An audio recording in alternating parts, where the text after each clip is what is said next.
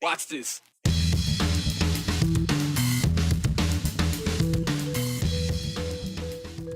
Coming up on a very special edition of the 208. After months of consideration, the city of Boise has now narrowed down their list of candidates for the Office of Police Accountability. We've got the names of the final 3 finalists and what we know about them so far. Have you ever seen this iconic Idaho image? Oh yes, it's the famous rooster tail.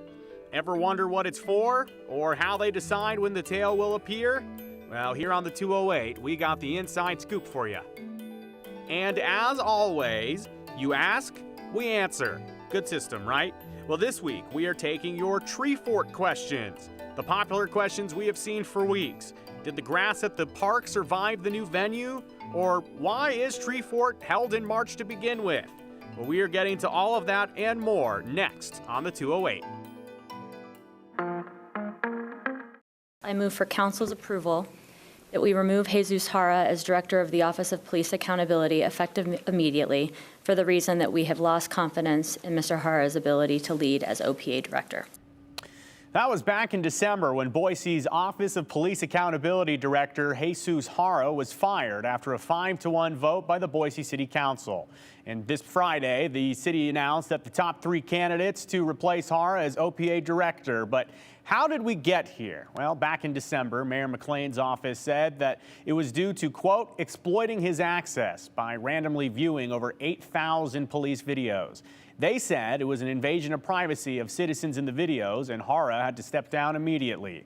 Jara later filed a lawsuit against the city of Boise, and he claimed that the city was retaliating against him after he recommended Boise's mayor place the former police chief on leave, pending multiple internal complaints against the chief. Lawsuit also alleges that the city interfered in the investigation.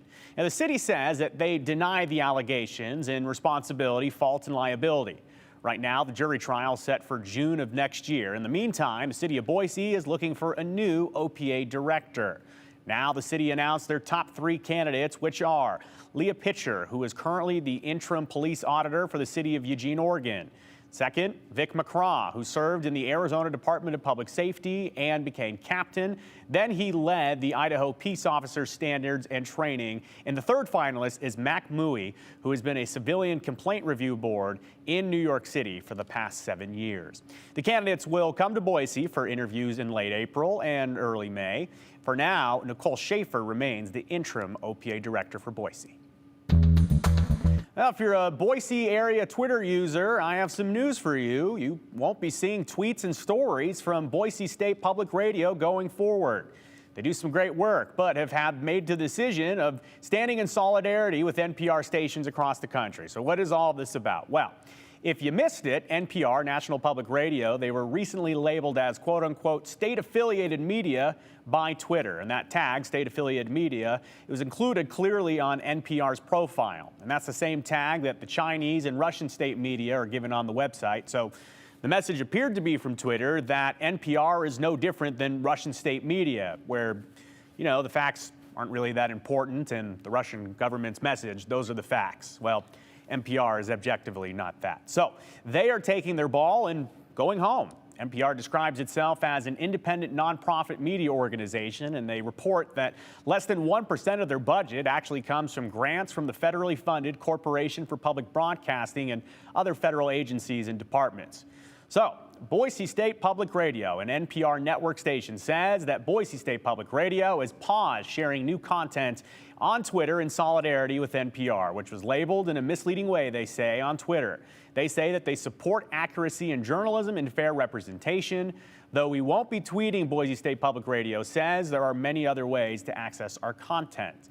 Boise State Public Radio says that they will reevaluate things as they progress. Meanwhile, Elon Musk, the current owner and operator of Twitter, he tweeted out to fund NPR this week. So the criticism from Musk and the label on Twitter is the latest chapter in the battle NPR has seen in recent years.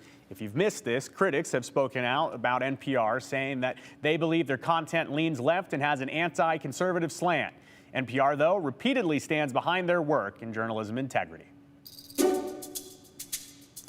Well, it's that time where we take a little extra time to answer your questions from the week, and we had a few from the Shoshone Falls Exploring Idaho package. Remember this? The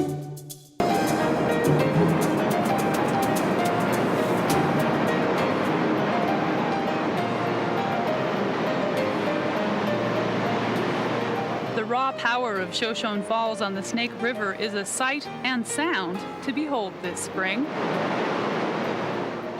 Its massive waters impress even locals who have visited the attraction for years. I don't believe I've ever seen this much water.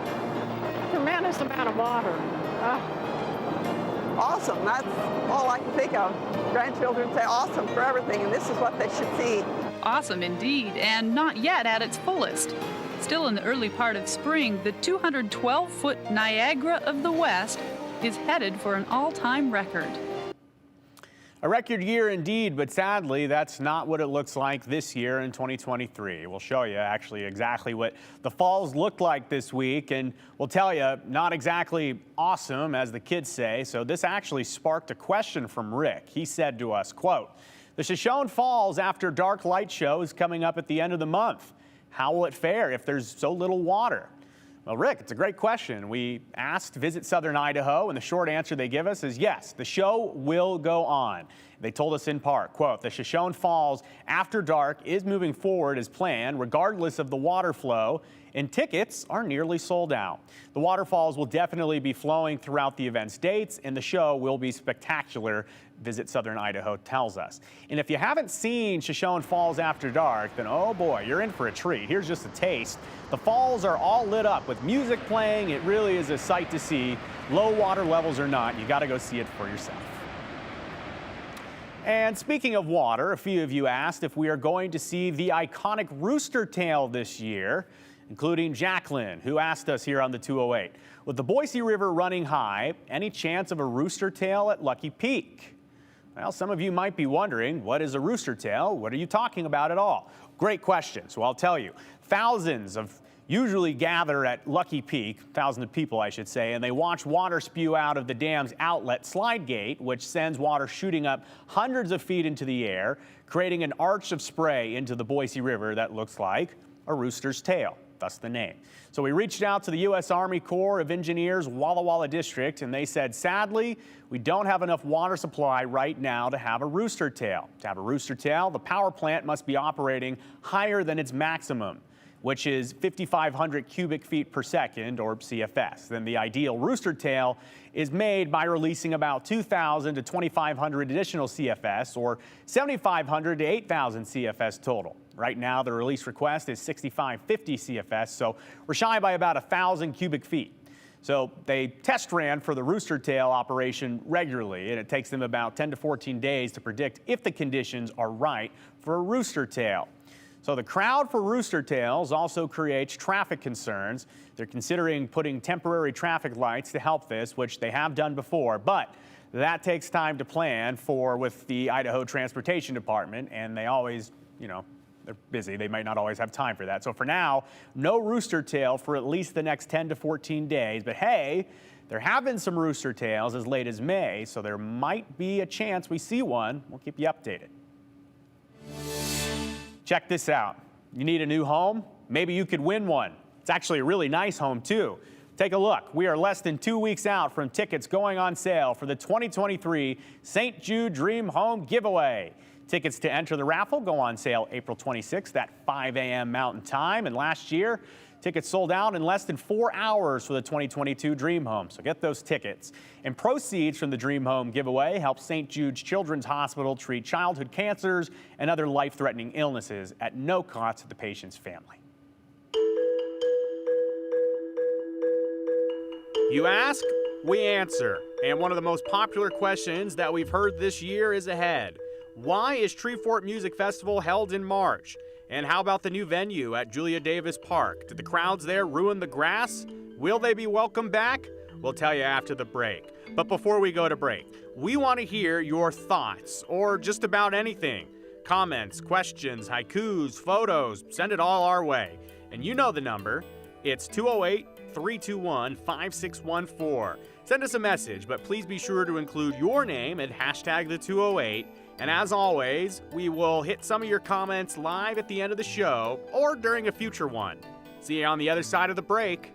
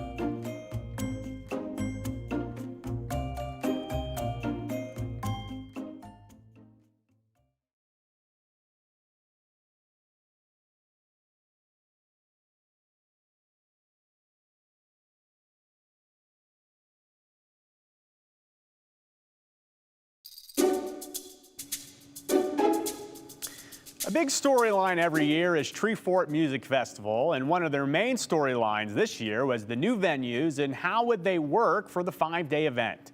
Main shows went from being held in parking lots downtown to one of Boise's most popular parks, and we heard rave reviews for the music hall in Bodo and how shows were showcased in Julia Davis Park. However, shortly after, there were some concerns how the park, specifically the grass at Julia Davis, how did it hold up with the thousands of people trotting all over it? Meanwhile, it rained for the 5 days of Treefort, so it did take its toll. But Boise Parks and Rec says it may not be as bad as it looked. We brought you this story this week, but since then, it's raised a few questions from you all. Let's take a look. Nothing pleases a park and recreation director in any community in the country than to see their facilities and parks get used. That's the most important. Build a park and nobody comes is probably not a good thing. It's that spirit from Boise Parks and Recreation Director Doug Holloway that encourages big events in Boise's beautiful parks. And what better super show idea than to combine Julia Davis Park with the Treefort Music Festival? It was a great event and it put a lot of money into our economy. And again, that's a big part of Parks and Recreation is what can we do to help drive economic impact within our community. The word impact, though, drew questions. What would a music festival with thousands do to a park? Add in a week straight of cold and wet weather. Yeah, it took a toll there. I imagine there's conversations. Okay, we assume there'll be some type of damage. Oh yeah, we were watching the forecast really close, and so were the Treefort organizers as well. But our response to that is, rain or shine, this event's going to come off, and so let's make the best of how we can make this event work the best for the people that come here, and we'll deal with what the after effects are. As you can imagine, the grass in high traffic areas basically turned to mud as Treefort fans danced their way through the park and joined live music, shows, and great conversations. And guess what the Boise Parks and Recreation Director thinks about all of it? That's what a park is for. But there is a cost to fix the consequences of fun. One that Treefort organizers are totally on board with. The price tag's about $41,000, and it's come solely from the Treefort usage in the park, the things that we have to do to bring it back up to where it was before the event occurred. Holloway says the entire Treefort team has been great to work with, and Treefort has made sure the park is maintained and brought back to top-tier conditions. Already, though, the park seems to be fixing itself. Everything you see green here has pretty much popped up since Treefort. So it was pretty much mud, and this is the grass making its way back up through the mud. And again, I think it's the health of the turf that we have in this area that once all the foot traffic was off of it and the rain has stopped, all of a sudden you start seeing greens start to pop up all over. The park has actually regenerated so well in a short time that the cost of sodding and seeding impacted areas is actually less of a cost than first estimated. Holloway noticed really quickly after the festival, the park seemed to respond well. Between that Monday and the following Monday, Julia Davis, she's a great park, and she started coming back already. We started seeing within a couple of days grass start popping up through the mud. Another interesting factor that went into holding Treefort at this park: how would the animals of Zoo Boise respond to live music? Well, the zoo reviews are in. None of our animals experienced any stress or anxiety through that entire 5-day period. So we know now our animals can handle it based on that decibel level restriction, and yet everyone still enjoyed Treefort. So bad luck with weather for the first Treefort at Julia Davis Park, but Holloway says the Treefort team made it clear they care about the city and their impact on it. And they want the park back in shape. They more than anyone in our community want to see it brought back into shape as quickly as possible so it starts serving all the other events we have. When you're called Treefort, you have to pay respect to the trees and everything. Yeah, and they did. They did everything again that we asked of them, and we really appreciate their partnership. So new turf and seeding was done all week, and Holloway says that they will have the grass up and running like normal again very soon and in time for all the great summer events in Boise. But let's look at some of the questions you asked about this. We'll start with Dave from Boise County. Said, quote, "Why is Treefort scheduled in March when the weather is nearly always chilly and wet? Why not late April?" Well, Dave, we reached out to the Treefort team, and they explained this. And they tell us that when Treefort was first getting started, it was in March to help bring touring bands from South by Southwest. But a huge part is to also give an economic boost to downtown Boise businesses when winter is historically a slow time of year. So there you go. But yeah, that South by Southwest tour circuit, that's something really big that a lot of bands across the country keep an eye on. If they can hit Boise before that, it's a good tour.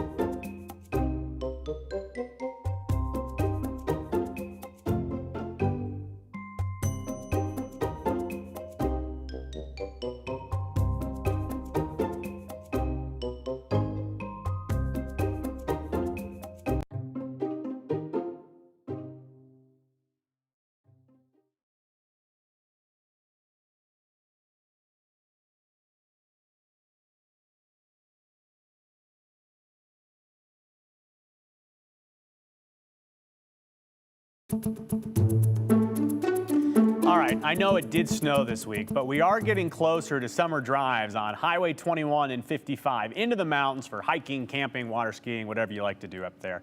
The drive from Idaho City to Loman, although beautiful, it can be very windy, and you'll know this if you get carsick easily. But imagine it back in 1932 when it wasn't even paved. Idaho Transportation Department posted this throwback photo on their Facebook page, and they said, "Can you imagine switchbacking up this road in those days?" We have to give credit to those brave drivers who paved the way for our modern roads today.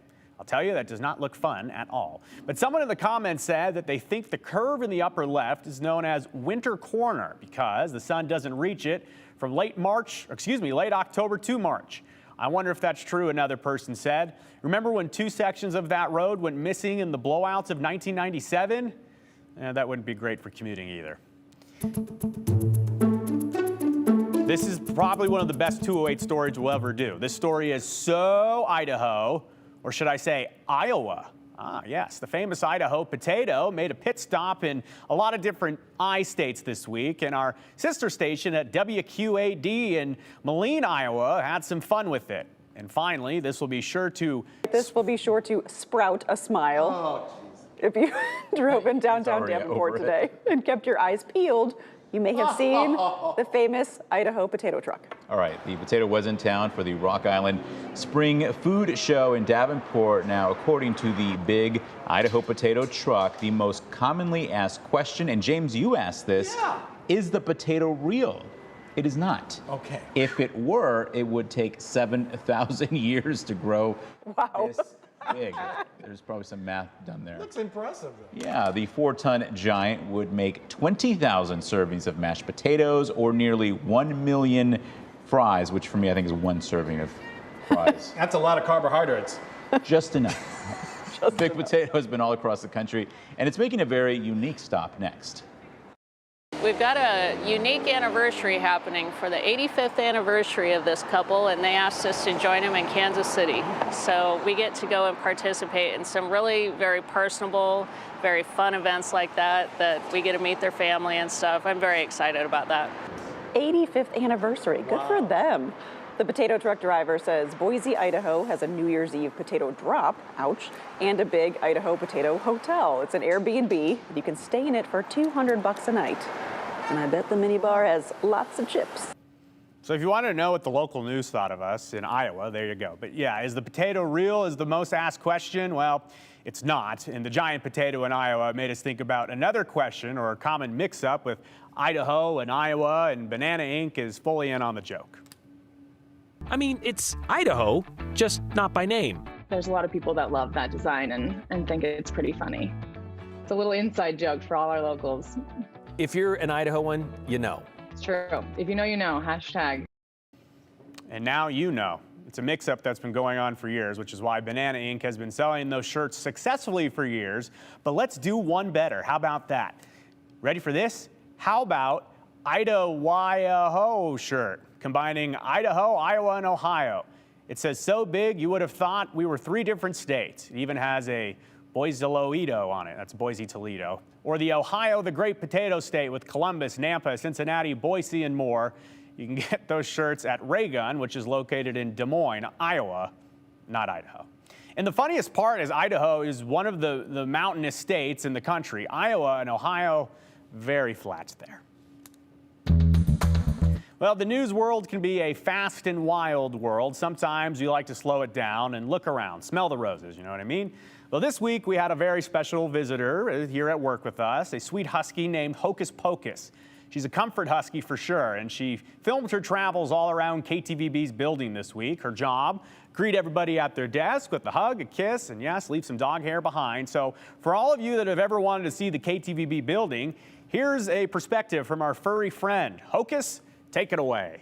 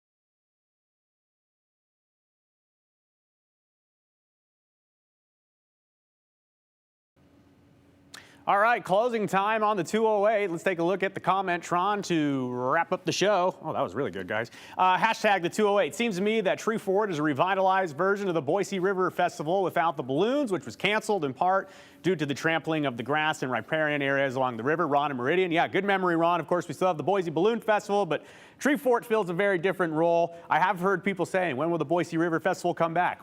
Maybe it will, maybe it won't. This person said, did Treefort drive out the geese? It certainly did the week of. It's hard to have geese there. And this person has a great comment telling us that the station we talked about, it's in Illinois. It's not in Iowa. So the Quad Cities, shout out. All right, we'll see you next time on the 208.